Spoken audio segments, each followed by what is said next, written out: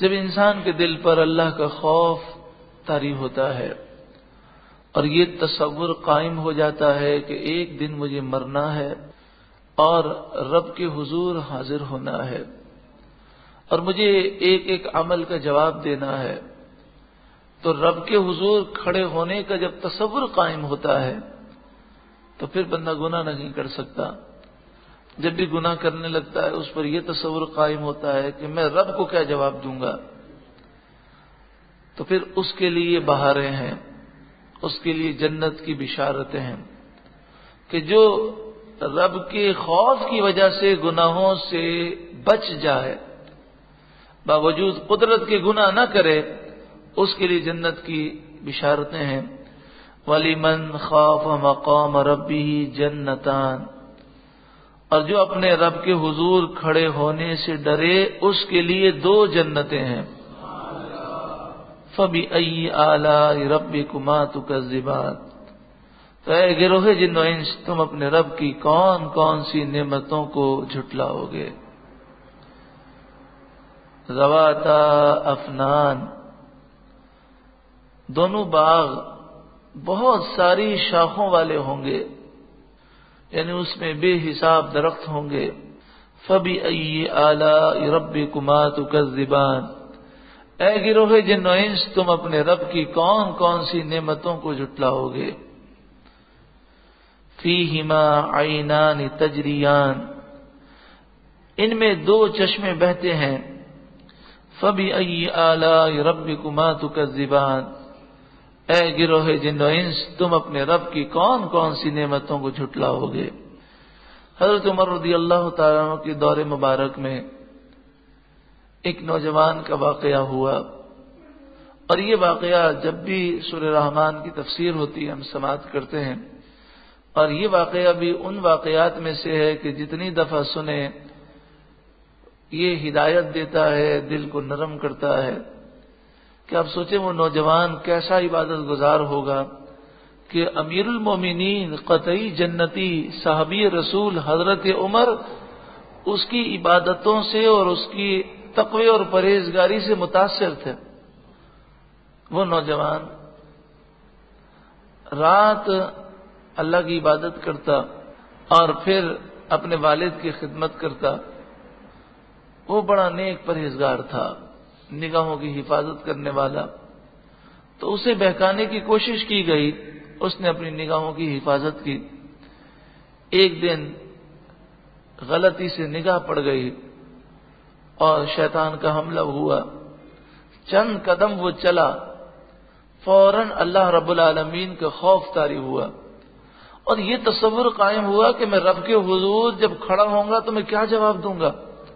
چیخ ماری اور بے ہوش ہو گیا۔ ان کے والد ڈھونڈتے ڈھونڈتے آئے کہ کیا بات ہے، آج بیٹا نہیں پہنچا، تو دیکھا راستے میں بے ہوش ہے۔ وہ اپنے گھر لے گئے اور پھر اسے ہوش میں لائے، سارا واقعہ سنا۔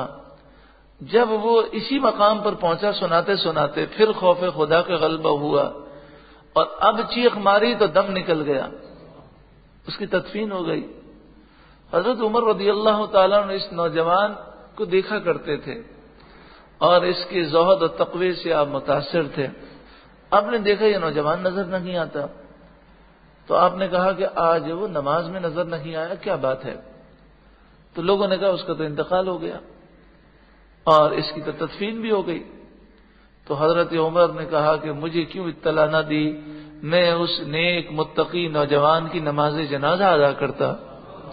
پھر آپ اس کی قبر پہ گئے اور آپ نے دعا کرنے کے بعد اس سے مخاطب ہو کر فرمایا، اے نوجوان، تیرا انتقال ہوا ہے اللہ کے خوف کی وجہ سے اور خوف خدا کی وجہ سے تو گناہ سے باز رہا۔ اور قرآن فرماتا ہے کہ جو رب کے حضور کھڑے ہونے سے ڈرے اس کے لیے 2 جنتیں ہیں۔ تو قبر سے آواز آئی، یا امیر المومنین الحمدللہ، میرے رب نے مجھے 2 جنتیں عطا فرما دیں۔ یہ واقعہ تفسیر کبیر میں بھی لکھا ہے اور امام فخر الدین رازی علیہ رحمہ نے سورہ اعراف کی تفسیر کے اینڈ میں اس واقعے کو بیان کیا. فیہما من کل فاکہۃ زوجان، ان دونوں جنتوں میں دو قسم کے میوے ہیں، ہر میوہ دو قسم کا ہے. فبأی آلاء ربکما تکذبان، تو اے گروہ جن و انس تم اپنے رب کی کون کون سی نعمتوں کو جھٹلاؤ گے. متکئین علی فرش بطائنها من استبرق، وہ جنتی آمنے سامنے تختوں پر بیٹھے ہوں گے تکیہ لگائے ہوئے، اور ایسے بچھونوں پر ہوں گے کہ جن کا اندر کا جو کپڑا ہے وہ استبرق کا ہوگا، یہ اعلیٰ ترین ریشم ہے. تو جب اندر کے کپڑے کی یہ شان ہے تو اوپر جو کپڑا ہوگا اس کی کیا شان ہوگی. وَجَنَى الْجَنَّتَيْنِ دَانٍ، اور دونوں باغات کے پھل اتنے قریب ہوں گے، ان کے درخت جھکے ہوئے ہوں گے کہ وہ نیچے سے جس انداز میں چاہیں بیٹھے بیٹھے لیٹے لیٹے جس پھل کو توڑنا چاہیں توڑ لیں. فَبِأَيِّ آلَاءِ رَبِّكُمَا تُكَذِّبَانِ، تو اے گروہ جن و انس تم اپنے رب کی کون کون سی نعمتوں کو جھٹلاؤ گے. حضور غوث اعظم کا جب ذکر ہوتا ہے تو آپ کی والدہ کا ذکر کیا جاتا ہے، اور اس میں یہ بات پیش کی جاتی ہے کہ آپ کی والدہ کو اللہ نے وہ مقام عطا کیا کہ فرمایا گیا کہ کبھی آپ نے کسی نامحرم مرد کو دیکھا نہیں. حضرت فاطمہ الزہرا کا ذکر ہو تو پیش کیا جاتا ہے کہ حضور کی بارگاہ میں آپ نے یہ عرض کیا حضرت علی کے جو توسط سے کہ جا کر کہہ دیں کہ عورت کی خوبی یہ ہے کہ نہ کوئی نامحرم مرد اسے دیکھے اور نہ وہ عورت کسی نامحرم مرد کو دیکھے. تو جو عورتیں نگاہوں کی حفاظت کرتی ہیں ان کا بڑا مقام و مرتبہ ہے. جنت میں اگر عورت اپنے شوہر کے علاوہ کسی اور کو دیکھ بھی لے تو کوئی خیال نہیں آ سکتا، لیکن نگاہوں کی حفاظت کتنی پیاری چیز ہے کہ آگے فرمایا جا رہا ہے کہ جنتی عورتیں وہ نیچی نگاہیں رکھنے والی ہوں گی، وہ اپنے شوہروں کے علاوہ کسی اور کو آنکھ اٹھا کر نہیں دیکھیں گی. فیہن قاصرات الطرف، ان بچھونوں پر وہ عورتیں ہیں کہ شوہر کے سوا کسی کو آنکھ اٹھا کر نہیں دیکھتی. جب عورت کی شادی ہو جائے تو اس کی توجہ کا مرکز صرف اس کا شوہر ہونا چاہیے. تو شادی سے پہلے اور شادی کے بعد میں نامحرم مردوں کی طرف توجہ کرنے والی عورت یقیناً بے شرم ہے، بے حیا ہے، اور ایسی عورت اپنے آپ کو تباہ کر رکھی ہے. لیکن نگاہوں کی حفاظت صرف عورتوں پر ضروری نہیں، مردوں پر بھی ہے. اللہ تعالی ہم سب کو نگاہوں کی حفاظت کی دولت عطا فرمائے. لم یطمثہن انس قبلہم ولا جان، ان سے پہلے نہ کسی انسان نے انہیں ہاتھ لگایا نہ کسی جن نے ہاتھ لگایا. یہ بھی عورت کے لیے ایک ضروری امر ہے کہ کوئی نامحرم ہاتھ اس کے جسم پر لگنا نہیں چاہیے. بڑی بے شرمی کی بات ہے کہ عورت اپنے نامحرم رشتہ داروں سے یا کسی نامحرم مرد سے ہاتھ ملائے. جنت میں اگر عورتیں کسی سے ہاتھ ملا بھی لیں بالفرض تو بے حیائی کا تصور آ ہی نہیں سکتا. پھر بھی اللہ رب العالمین پسند نہیں فرماتا اس معاملے کو. تو جنت کے اندر بھی عورتیں پردہ نشین ہوں گی اور انہیں کوئی نامحرم چھو نہیں سکے گا، شوہر کے علاوہ کوئی قریب نہیں جا سکے گا. حالانکہ جنت میں تو بے حیائی کا کوئی تصور ہی نہیں. تو یہ جو لوگ کہتے ہیں جناب نیت صاف ہونی چاہیے، بس اصل تو دل صاف ہونا چاہیے، تو بتائیے جنت میں تو سب کے دل صاف ہوں گے نا. تو پھر جنتی عورتوں کو نگاہ نیچی کرنے کی ضرورت اور حاجت کیا ہے؟ تو پردے کا جہاں تک تعلق ہے، یہ پردہ یہ حیا کا درس ہے، اور بے پردگی بے حیائی ہے. اللہ تعالیٰ بے حیائی کو پسند نہیں فرماتا. فَبِأَيِّ آلَاءِ رَبِّكُمَا تُكَذِّبَانِ، تو اے گروہ جن و انس تم اپنے رب کی کون کون سی نعمتوں کو جھٹلاؤ گے؟ كَأَنَّهُنَّ الْيَاقُوتُ وَالْمَرْجَانُ، وہ جنتی عورتیں ایسی ہوں گی گویا کہ یاقوت اور مرجان ہیں۔ فَبِأَيِّ آلَاءِ رَبِّكُمَا تُكَذِّبَانِ، اے گروہ جن و انس تم اپنے رب کی کون کون سی نعمتوں کو جھٹلاؤ گے؟ هَلْ جَزَاءُ الْإِحْسَانِ إِلَّا الْإِحْسَانُ، نیکی کا بدلہ کیا ہے مگر نیکی، یعنی دنیا میں نیکی کرو گے تو اس کے بدلے میں اللہ تمہیں جنت عطا فرمائے گا۔ اب اللہ کی کون کون سی نعمتوں کو جھٹلاؤ گے؟ کیا تمہیں جنت نہیں چاہیے؟ اگر جنت چاہیے تو اللہ کو راضی کرو۔ کوئی اگر جنت کی توہین کرتا ہے تو در حقیقت یہ جنت کی توہین نہیں بلکہ رب کی توہین و بے ادبی ہے۔ اسی لیے کہا گیا کہ جو جنت کی توہین کرے گا وہ کافر ہے، اس لیے کہ جنت کی توہین کرنا رب کی نعمتوں کی بے قدری کرنا ہے۔ فَبِأَيِّ آلَاءِ رَبِّكُمَا تُكَذِّبَانِ، اے گروہ جن و انس تم اپنے رب کی کون کون سی نعمتوں کو جھٹلاؤ گے؟ وَمِن دُونِهِمَا جَنَّتَانِ، رب سے ڈرنے والے اور رب کے خوف کی وجہ سے گناہوں سے بچنے والے کے لیے دو جنتیں اور ہیں۔ فَبِأَيِّ آلَاءِ رَبِّكُمَا تُكَذِّبَانِ، اے گروہ جن و انس تم اپنے رب کی کون کون سی نعمتوں کو جھٹلاؤ گے؟ مُدْحَامَّتَانِ، یہ دونوں جنتیں اس قدر وہاں درخت ہوں گے کہ نہایت سبزی سے سیاہی کی جھلک دے رہی ہیں، یعنی اتنے کثرت سے درخت ہوں گے۔ فَبِأَيِّ آلَاءِ رَبِّكُمَا تُكَذِّبَانِ، اے گروہ جن و انس تم اپنے رب کی کون کون سی نعمتوں کو جھٹلاؤ گے؟ فِيهِمَا عَيْنَانِ نَضَّاخَتَانِ، ان دو جنتوں میں دو چشمے ہیں چھلکتے ہوئے۔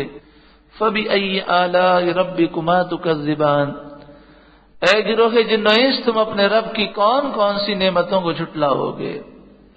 اے مالک ہم تیری کسی نعمت کو نہیں جھٹلا سکتے، تیرے لیے حمد ہے، ہمیں شکر اور فرما برداری کی توفیق عطا فرما۔ فیہما فاکہہ، ان دونوں جنتوں میں پھل میوے ہیں، ونخل اور کھجوریں ہیں، ورمان اور انار ہیں۔ فَبِأَيِّ آلَاءِ رَبِّكُمَا تُكَذِّبَانِ، اے گروہ جن و انس تم اپنے رب کی کون کون سی نعمتوں کو جھٹلاؤ گے؟ فِيهِنَّ خَيْرَاتٌ حِسَانٌ، ان میں وہ عورتیں ہیں جو عادت کی نیک ہیں، صورت کی اچھی ہیں۔ جنتیوں کو اللہ تعالی حوریں بھی عطا فرمائے گا اور جنتی عورتیں بھی عطا فرمائے گا۔ دنیا کی وہ عورت جس نے اپنے حسن کی حفاظت کی اور نامحرم مردوں کی نگاہ سے اپنے آپ کو بچایا، شریعت کی پابندی کی، خاتمہ ایمان پر ہوا، رب راضی ہوا، جب وہ جنت میں جائے گی تو اللہ تعالیٰ اسے 70,000 حوروں سے زیادہ حسن و جمال عطا فرمائے گا۔ فَبِأَيِّ آلَاءِ رَبِّكُمَا تُكَذِّبَانِ، اے گروہ جن و انس تم اپنے رب کی کون کون سی نعمتوں کو جھٹلاؤ گے؟ یہاں پر ایک سوال ہے کہ جو حوریں ہیں وہ اللہ تعالیٰ نے خاص جنت میں پیدا فرمائی ہیں، جو ہر قسم کی گندگی سے ہمیشہ کے لیے محفوظ ہیں، کوئی ان کو خیال نہیں آ سکتا، کوئی الٹا سیدھا خیال نہیں آ سکتا۔ پھر جو جنت میں ہوں گے وہ سارے نیک لوگ ہوں گے، اور جنت میں شیطان کا وسوسہ نہیں پیدا ہو سکتا۔ اب جب چاروں طرف سے خیر ہی خیر ہے تو پھر یہ حوریں پردہ کیوں کریں گے اور اپنے شوہر کے علاوہ کسی اور کے سامنے کیوں نہیں آئیں گے؟ یہاں پر اگر پردے کی بات کریں تو کہتے ہیں جناب ہمارا دل صاف ہے، ہم دل کا پردہ کرتے ہیں، ہمیں ظاہری پردے کی کوئی ضرورت نہیں۔ تو حوروں کے تو دل صاف ہونے میں کوئی شک ہی نہیں ہے۔ جو عورتیں بے پردہ نکلتی ہیں تو وہ کہتی جی ہمارا دل پاک ہے. تو بتائیے کیا حوروں کا دل پاک نہیں ہے؟ وہ جنت میں پردہ کیوں کریں گے؟ اور یہاں پہ تو ہمارا یہ سوال ہے کہ ہمیں آپ کے پاک دل ہونے میں کوئی ہمیں شکوک و شبہات ہم پیش نہیں کر رہے، لیکن سوال یہ ہے کہ جب عورت بے پردہ نکلتی ہے تو جتنے مردوں کی نگاہیں پڑتی ہیں، کیا ساری نگاہیں ولیوں کی نگاہیں ہیں؟ کیا شیطان کا حملہ کسی پہ نہیں ہو سکتا؟ بلکہ مجھے ایک بات بڑی عجیب لگی کہ سندھ اسمبلی کے اندر ایک شخص ہے، اس نے اس میں اسمبلی میں تقریر کرتے ہوئے، حالانکہ وہ دنیا دار آدمی ہے، یعنی کوئی دین سے اس کا کوئی خاص تعلق نہیں ہے، اس نے ایک جملہ کہا، وہ اخبار میں چھپا اور جملہ بڑا ہی زبردست ہے. اس نے کہا کہ مرد جب گھر سے باہر نکلتے ہیں تو وہ مرد ہونے کے باوجود اپنے بازو چھپا کے نکلتے ہیں. اب دیکھیں سارے مرد بیٹھے ہیں تو وہ اب وہ کسی کو نظر آ رہا ہے کہ کسی کا بازو ننگا ہو؟ کسی کا آپ کو نظر آ رہا ہے کہ اس کا سینہ ننگا ہو، یا پیچھے سے کمر ننگی ہو، یا کسی آدمی کا آپ نے پیٹ ننگا دیکھا؟ کسی نے باریک لباس پہنا ہے کہ اس کی ٹانگیں نظر آ رہی ہوں؟ تو اس نے کہا کہ یہ عورتیں ایسا لباس پہن کے کیوں نکلتی ہیں؟ تو اس نے یہ جملہ کہا کہ یہ عورتیں مردوں پر ذہنی تشدد کرتی ہیں اور ان کو آزمائش اور امتحان میں ڈالتی ہیں. تو اس پر عورتوں نے بڑا شور مچایا. ہم نے تو اخبار میں یہ بات پڑھی اور کہا کہ یہ عورتوں سے معافی مانگے. تو اس نے کہا کہ جو میں نے کہا ہے وہ بالکل صحیح کہا. اس نے کہا میں معافی نہیں مانگوں گا. تو واقعی حقیقت یہ ہے کہ جو عورت اس طرح نکلتی ہے وہ در حقیقت بڑی ہی گناہگار عورت ہے. اللہ تعالیٰ اسے ہدایت نصیب فرمائے کہ رسول اللہ تو فرماتے ہیں ایما امرات استعطرت فمرت علی قوم یجد ریحها، کوئی عورت خوشبو لگا کے نکلے اور اس کی خوشبو نامحرم مردوں تک پہنچے، فہی زانیہ زانیہ زانیہ، رسول اللہ فرما رہے ہیں.